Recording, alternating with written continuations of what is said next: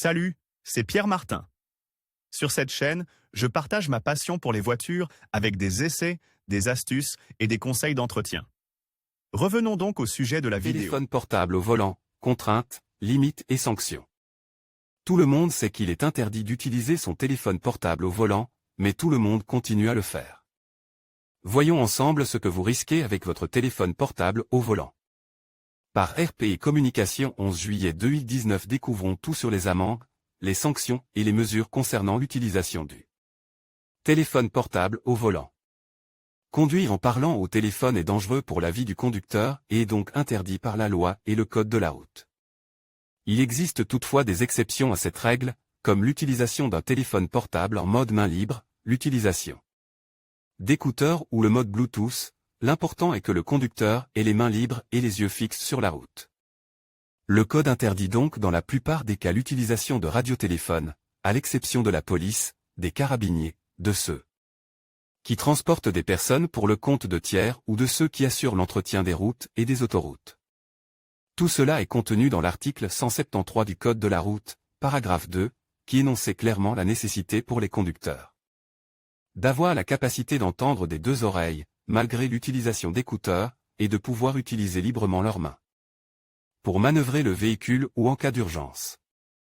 Malgré cela, un certain nombre d'études montrent que même l'utilisation d'écouteurs ou d'un kit main libre augmente le facteur de distraction chez le conducteur, allongeant les temps de réaction, la distance de freinage, réduisant l'attention portée à la signalisation routière et augmentant le risque d'accident.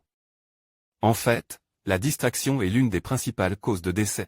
Vous avez environ 83% de chances en plus d'être impliqué dans un accident de la route qu'un conducteur attentif qui n'utilise pas de téléphone ou d'autres appareils.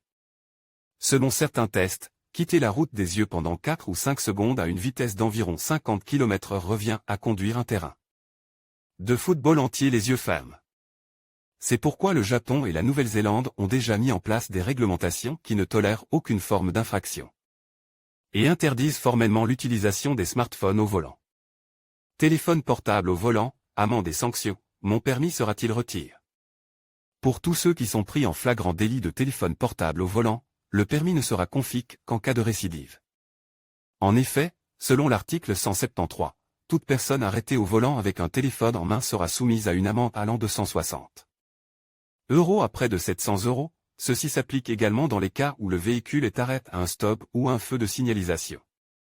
Le montant est réduit à 112 € seulement si l'amende est payée au plus tard 5 jours après l'infraction. Cette première sanction est suivie d'un retrait de 5 points du permis de conduire, qui passe à 10 points lorsque le contrevenant est un conducteur novice. Une suspension du permis de conduire pour une période de 1 à 3 mois est prévue dans le cas où le même conducteur est pris, dans les 2 ans suivant la première infraction, en train de conduire à nouveau avec un téléphone à la main, récidive.